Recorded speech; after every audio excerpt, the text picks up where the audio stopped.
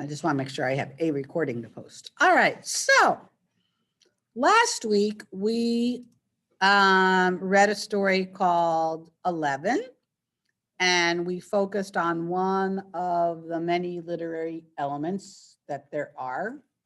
Who remembers what literary element we focused on when we talked about 11? We wrote a paragraph and everything. Brody? We don't call them signs, we call them symbolism, okay? So what we did was we read the story together, then we did some multiple choice questions together, and then we wrote a paragraph together based on the symbolism.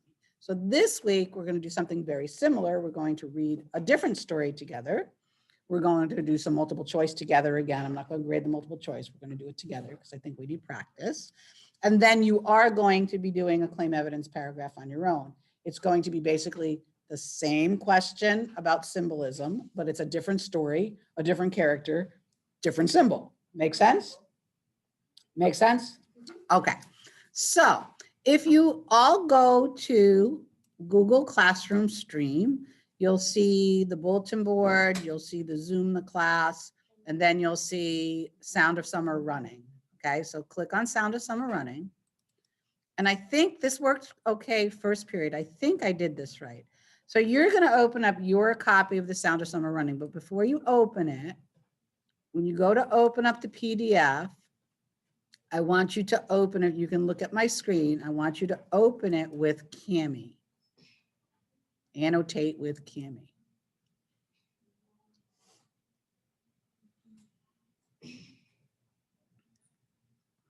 Okay.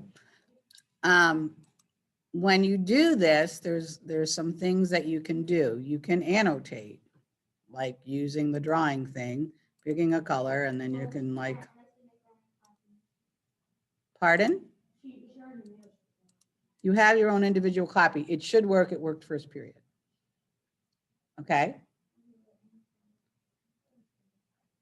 So the reason why I wanted to do it this way was because I wanted to make sure that when you go to write your own paragraph, that you are going to be able to like underline things and annotate the text without having everybody else's annotations on there. Liz, do you good? Okay. So people out in Zoom land, could you tell me if you are not in Cami or if you're having a problem? I don't want to hear from you if you're good. I want to hear from you if you're having a problem. Okay, so silence means we're all good. Excellent. All right. So this is so that you can do that. Now, maybe you guys can help me because you helped me last time. I think it was Devin though, but he's not here. I thought last week you guys told me how to select something. And when I went to select it this morning, it didn't work. I don't know why. No, not the split screen. I wanted to select like a part of the text. Remember how we copied and pasted?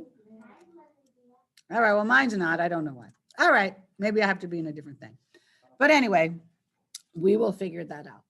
All right, so this is a story called The Sound of Summer Running, and it comes from a book called Dandelion Wine by Ray Bradbury. The first thing I want to do is I want to just read really quickly. You don't have this, but just a little information about Ray Bradbury. So if you're in the room, turn your screen away from you so you stop playing with it right now, please, and thank you. Okay, so Ray Bradbury lived from 1920 to 2012. He's the author of The Sound of Summer Running. And it says, as a boy, Ray Bradbury nourished his imagination by attending circuses, watching magicians, and reading science fiction novels. Bradbury once stated, my life filled up with these wonderful events and people and images, and they stirred my imagination so that by the time I was 12, I decided to become a writer, just like that. Although he is most famous for his science fiction tales, his childhood fears and dreams fill the pages of his 1957 novel, Dandelion Wine, which includes The Sound of Summer Running. So I actually have a copy of this book, Dandelion Wine, and I've read most of it. I did not think the rest of the book was as fun as this particular excerpt. This is not a short story in the book. This is a chapter in the book. I think it starts on page 19, if I remember correctly. I don't know why that sticks in my brain, but it does. Okay. So I think this is a fun story. This story was written in 1957, like I just read, but I think it's what's known as a timeless story because I think kids can still relate to the kid in the story. Okay. So before we start reading, and I'm going to read it to you, can we just have a conversation? And I know this seems like an odd question, but I'm going to ask it anyway. When you, before COVID, okay, I don't want to know about COVID experiences right now. I'm talking about like when the world was, you know, the world before COVID. When you went to buy a pair of shoes, what was that experience like? Anthony? Kind of boring until you got the shoes, to be honest. Kind of boring till you got the shoes. Okay. It's hard to pick them out. Okay, but the question that I'm asking has to do with that part when you do pick them out. Like, what was it like when you went to the store to buy the shoes? Like, what was the experience like? Lizzie? Pardon?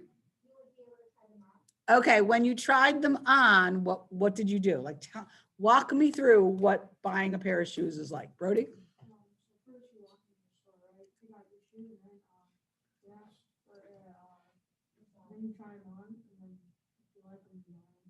Okay, so you walk in the store, you find a pair of shoes you like, you find your size, and then you try them on. If you like them, you buy them. Okay, so nowhere in there was there a salesperson. You did it all yourself. Yeah. You do it all yourself. No. Well, Sometimes. depends on what store you go to. Depends on what store you go to. Okay, so if you went, so that's one kind of experience. What's another? Okay, for me, I walk into the store and then I go through basically every aisle of my shoes I like. I make a whole list, okay? And then I go way back through those exact same aisles to choose which one I like better. And that's exactly what I did with these shoes. Okay, so did a salesperson help you pick out your shoes? Did a salesperson get the shoes for you? No. Anthony, do you have one where there's a salesperson involved? Yeah, kind of. Okay, So you walk in and then there was this one person and they said, well, what are you looking for? And we said shoes and we said my size. So they took us to the aisle and then left. So what I always do to know if you get the right shoes, whenever you find one you think you like, you try them on and you do a full sprint around. you sprint around, you try them on, you check them out, see how they feel, right? Yeah, exactly. All right, so I know that this is an odd, it seems to be an odd question, I would imagine, for Mrs. Jost to ask you. But this story takes place in the 1950s. And in the 1950s, and when I was growing up as a little girl, later than the 1950s, I'm not quite that old yet, buying shoes was different. So do you guys know the shoe store on Fulton Street? Is it Rossi's? Rossback? Okay. You don't pay attention to the streets. Well, back in the day, when this story was written, there used to be shoe stores, and they used to be much like Rosbach's, where it used to be like a small store on like a street in a town, and there used to be one or two windows, display windows, where they would set up the different shoes that they had available. And you would go, and the first thing you would do is you would, when you were still outside of the store, you would look in the window. And you would say, oh, I love those shoes. Oh, I love those shoes. And you'd make a mental list, right? Like you said, right?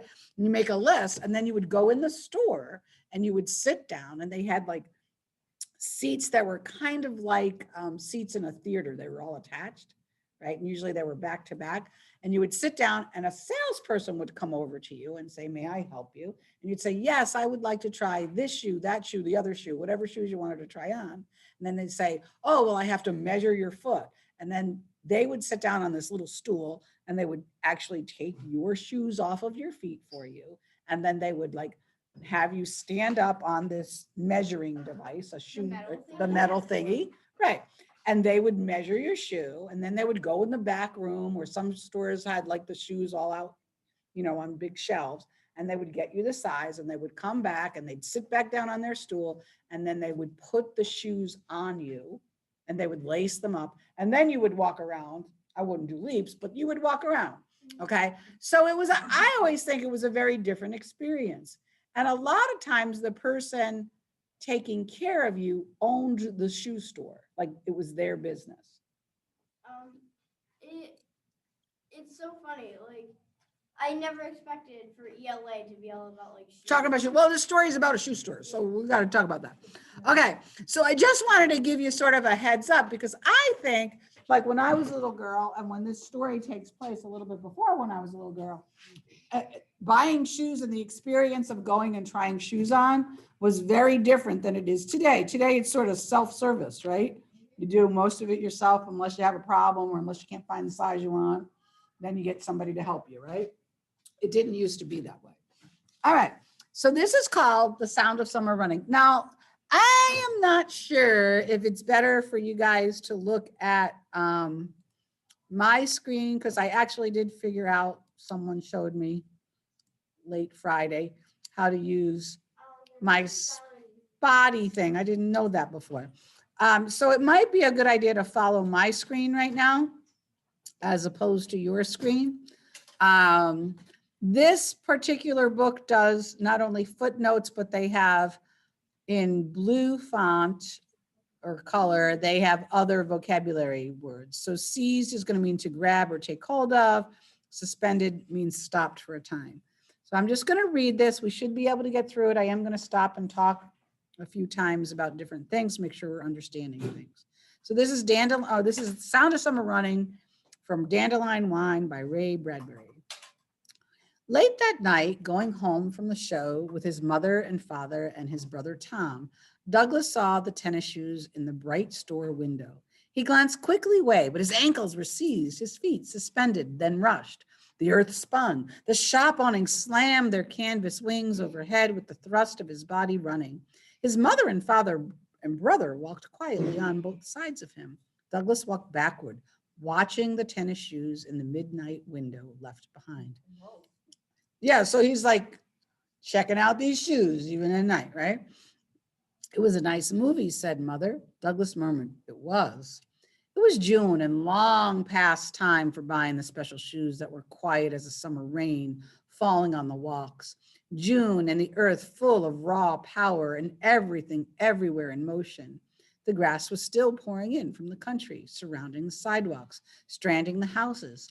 Any moment, the town would capsize, go down, and leave not a stir in the clover and weeds. And here Douglas stood, trapped on the dead cement and the red brick streets, hardly able to move.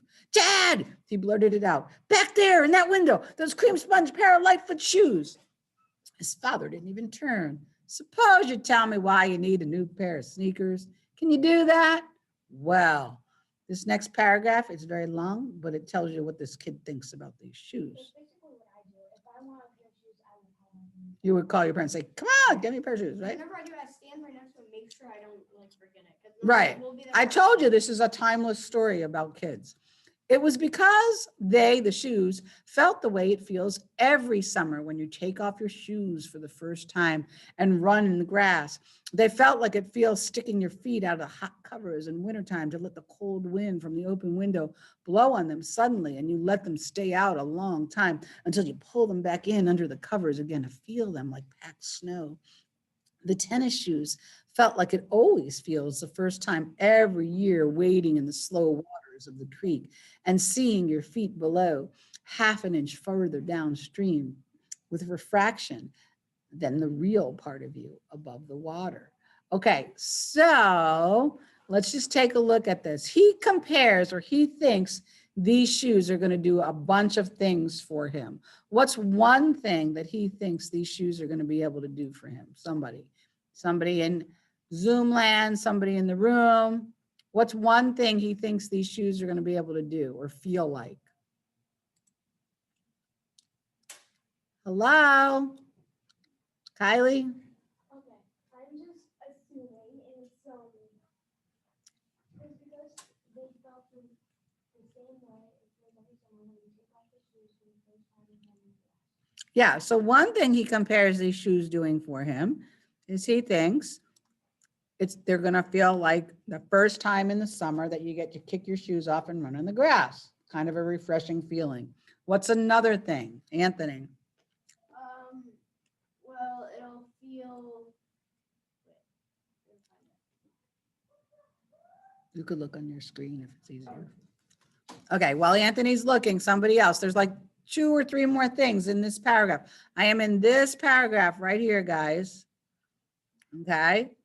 So what else does he sort of compare the shoes to, Brody? Compared it to my sunset after the side, they felt like it's sticking to your feet out covered in the winter time, but the cold went no, there were no blowing. Suddenly you let them stay out one time and then you pull them back and under the covers and then you feel them. Yeah, so you guys are all North Country kids.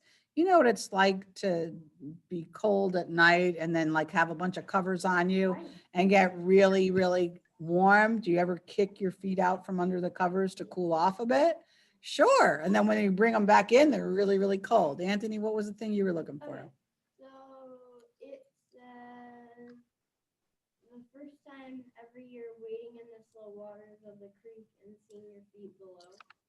Yeah, and then this word refraction just means, you ever think about this? Think about standing in shallow water with your bare feet and looking down at your feet, They kind of like right? off. It sort of feels like when you look at it, it looks like your feet are like not in line with the rest of your body, right? They're sort of a little bit off. Okay, that's all that's saying. So this is what the shoes mean to him. This is what he thinks they're going to do for him. Dad, said Douglas, it's hard to explain. I'm right here. Somehow, the people who made tennis shoes knew what boys needed and wanted. They put marshmallows and coiled springs in the soles, and they wove the rest of grasses bleached and fired in the wilderness. Somewhere deep in the soft loam of the shoes, the thin, hard sinews of the buck deer were hidden. The people that made the shoes must have watched a lot of winds blow the tree and a lot of rivers going down to the lakes. Whatever it was in the shoes, and it was, everybody, what do these shoes symbolize to this kid? Ah, Douglas tried to get all this in words. Could you put your hand down, please? Thank you. I'm reading now. You're supposed to be paying attention. Douglas tried to put all this in words. Yes, said father, but what's wrong with last year's sneakers? Why can't you dig them out of the closet? Okay, I forgot to ask you up here. Douglas refers to something as tennis shoes. And the father up here tells us what tennis shoes are. What are they? Sneakers, okay? In the Midwest and down south, they call sneakers tennis shoes, okay? All right, so dad's like, yeah, you don't need a new pair of shoes, kid, go away, right? That's what dad's doing? Uh-huh. Last paragraph on the page. Well, he felt sorry for boys who lived in California. This is Douglas thinking, where they wore tennis shoes all year and never knew what it was to get winter off your feet. Peel off the iron leather shoes all full of snow and rain and run barefoot for a day. And then lace on the first new tennis shoes of the season, which was better than barefoot. The magic was always in the new pair of shoes. The magic might die by the 1st of September, but now in late June, there was still plenty of magic. And shoes like these could jump you over trees and rivers and houses. And if you wanted, they could jump you over fences and sidewalks too. So the shoes could symbolize summer to this kid. What's another thing these shoes symbolize to him? Anybody in Zoom land want to chime in? Magic. Say again, Ava. Magic. Yeah, magic. Okay. Some kids interpret this as the magic of summer. Are these shoes really gonna, make him able to jump over a tree or a river or a house? No, maybe a sidewalk or a dog, maybe a small fence, but not the other stuff, right? Don't you see, said Douglas, I just can't use last year's pair. For last year's pair were dead inside. They had been fine when he started them out last year, but by the end of summer, every year, you always find out. You always knew you couldn't really jump over rivers and trees and houses in them, and they were dead. But this was a new year, and he felt that this time, with this new pair of shoes, he could do anything at all. They walked up the steps to their house. Save your money, said Dad. In 5 or 6 weeks, summer will be over. So you ever want something and try to convince your parents that they should buy it for you and then they shoot you down? Uh-huh. So many times, Yep. right. All right, lights out. With Tom asleep, Douglas lay watching his feet far away down there at the end of the bed in the moonlight, free of the heavy iron shoes, the big chunks of winter fallen away from them. Reason. I've got to think of reasons for the shoes. Okay, show of hands. Anybody ever lie in bed at night and try to think of ways to convince your parents or the adults in your life to buy you something? Yeah. Of course you have. Well, sometimes I think really smart plans. So yeah, you come up with a plan, right? Sure. Yeah, but you must have thought about how you're going to go about it and how you're going to try to convince them. I think that's a universal thing. I think all kids do this. Okay. All right. So here we are over here. Reasons. I got to think of reasons for the shoes. Well, as anyone knew, the hills around town were wild with friends putting cows to riot, playing barometer. And a barometer is a device that measures air pressure. Playing barometer to the atmospheric changes, taking sun, peeling like calendars each day to take more sun. To catch those friends, you must run much faster than foxes or squirrels. As for the town, it steamed with enemies grown irritable with heat. So remembering every winter argument and insult, find friends, ditch enemies. That was Cream Sponge Paralight. I'm sorry, the Cream Sponge Para Lightfoot motto. Does the world run too fast? Want to catch up? Want to be alert? Stay alert. Lightfoot, then Lightfoot. All those words in italics there in the different font. What is that? Anybody in Zoom land?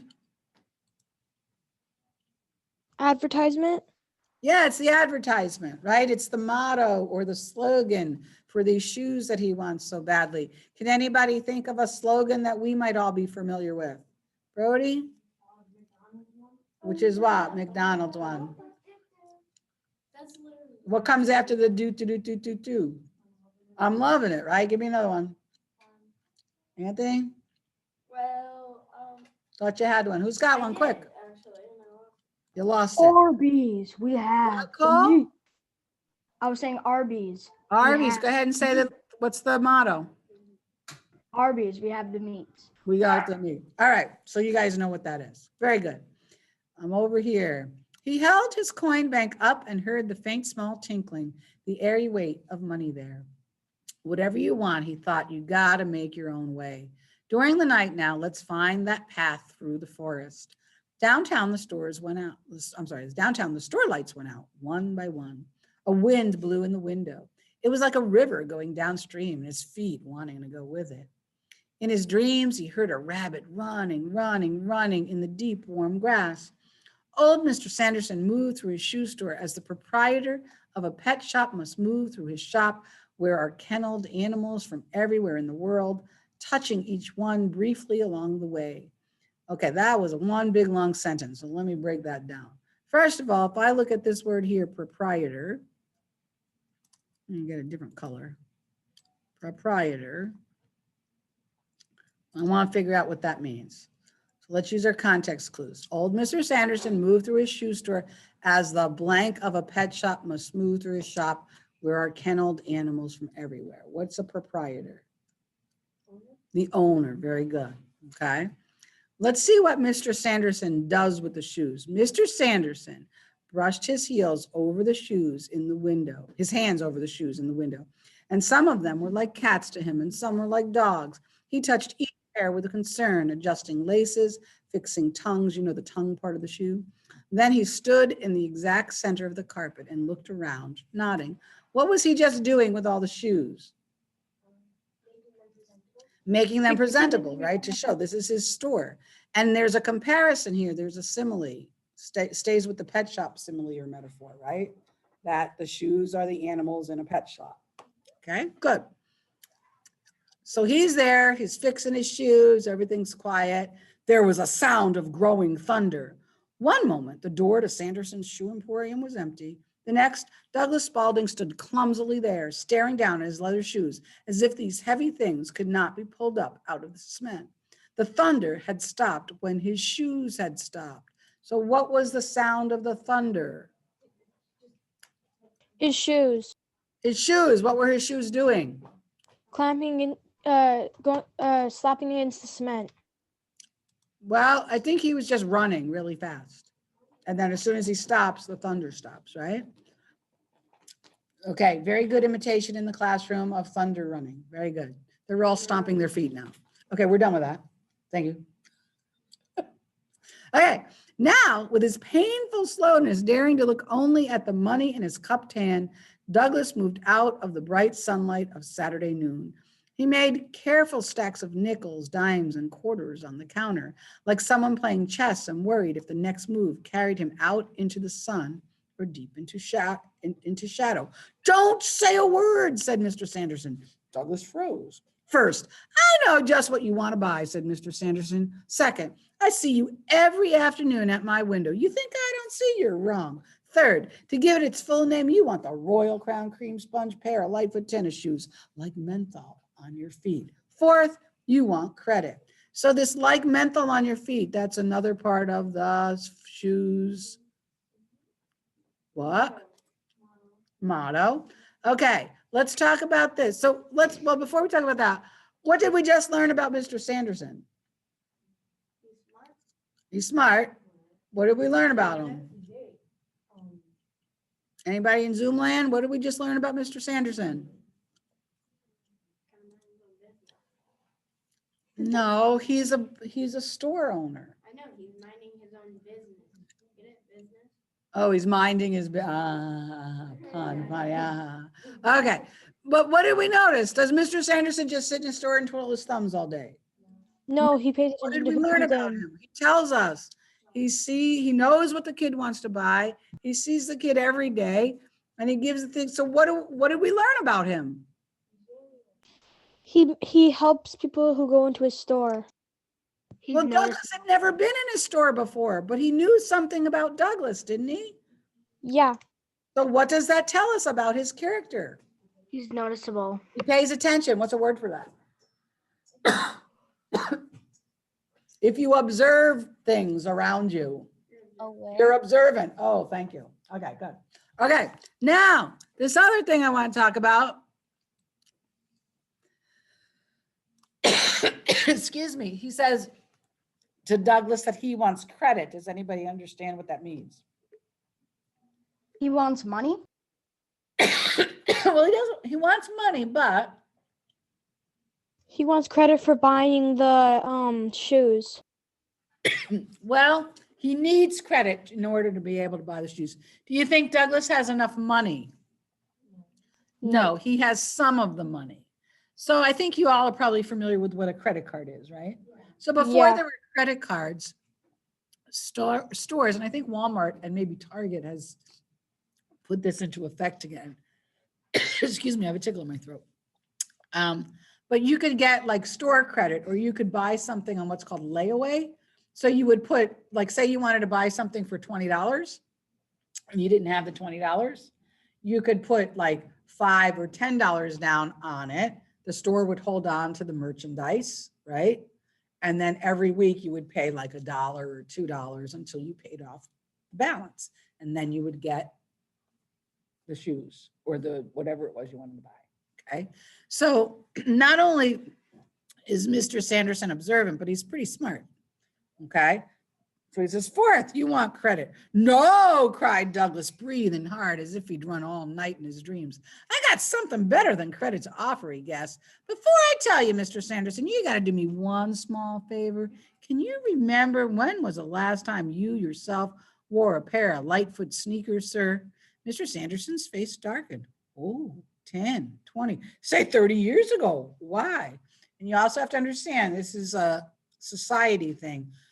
Men, working men, very rarely wore sneakers. They wore them on the weekends, and that was it. They were like in business suits. They dressed up. They wore dress shoes. So they didn't wear sneakers like we do, like every day, right?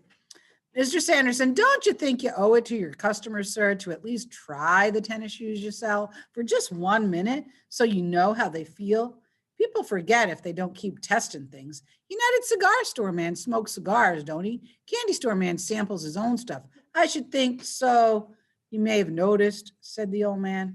I'm wearing shoes, but not sneakers, sir. How are you going to sell your sneakers unless you can rave about them? And how are you going to rave about them unless you know them? Mr. Sanderson backed off a little distance from the boy's fever, one hand to his chin. Okay, what does it mean that he backed off from the kid's fever? Is the kid sick? No, he's just No. like, he really loves shoes. Somebody in Zoom land's talking to me. Who's talking to me? Cole. What Okay. he means Oh, by tell me fetus what that means. is his obsession of Yes, that's a good way to put it. The kid's obsession. Like, you know how kids are? Like, they're in your face. Oh, back away, man. Leave me alone. Right? Okay, good. Mr.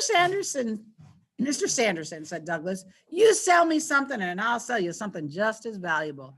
Is it absolutely necessary to the sale that I put on a pair of sneakers, boy? Said the old man. I sure you wish you could, sir. The old man sighed. A minute later, seated, panting quietly, he laced the tennis shoes to his long, narrow feet.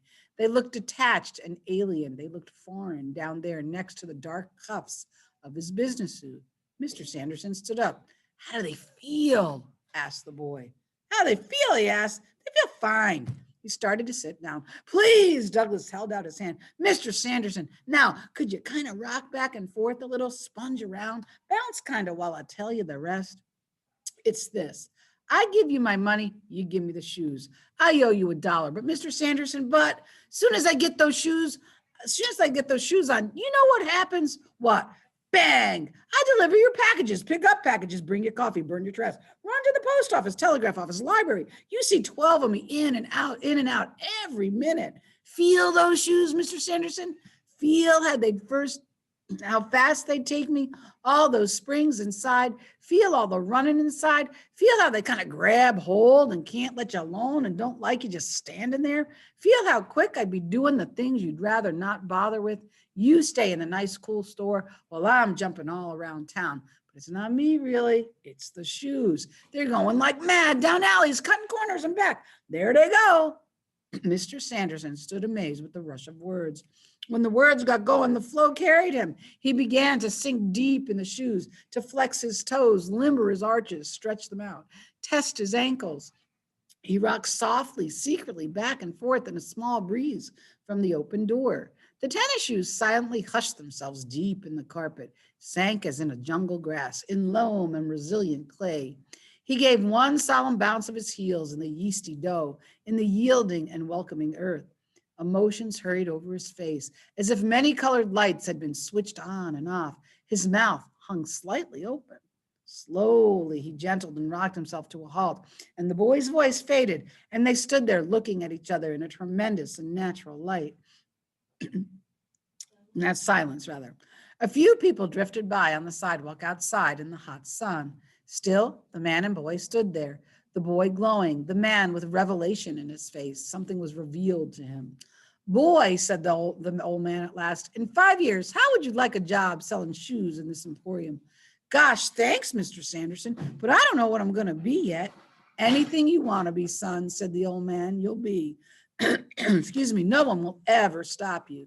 The old man walked slightly across the store to the wall of 10,000 boxes, came back with some shoes for the boy, and wrote up a list on some paper while the boy was lacing the shoes on his feet and then standing there waiting.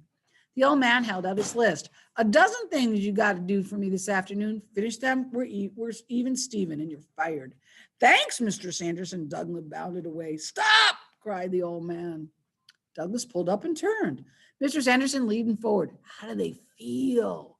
The boy looked down at his feet deep in the rivers, in the fields of wheat, in the wind that already was rushing him out of the town. He looked up at the old man, his eyes burning, his mouth moving, but no sound came out.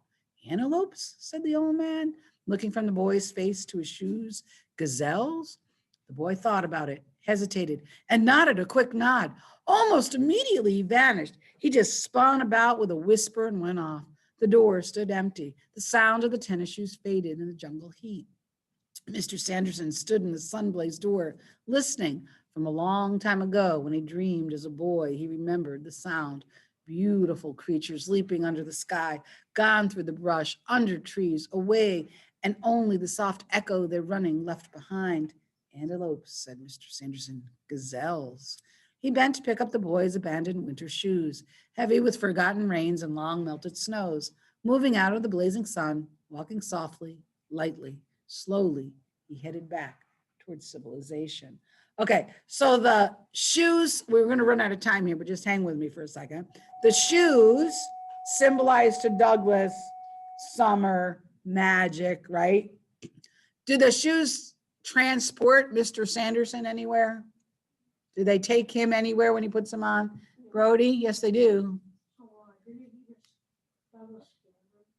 He did not just scam him. They made a deal. There's something that's known as a deal, a barter system. But my question is, where does Mr. Sanderson go? Does Mr. Sanderson understand about the shoes? Why? He's brought to the jungle, or maybe to his childhood, right? This part when he dreamed as a boy, he remembered the sound, right? I think the shoes magically, if you would, take Mr. Sanderson back to his youth. I think that's a fun story. We're going to be doing a lot of work with that this week. All right, so Zoom people, I have to go because it's time. Bye. Bye. We'll do multiple choice tomorrow. Bye. Bye.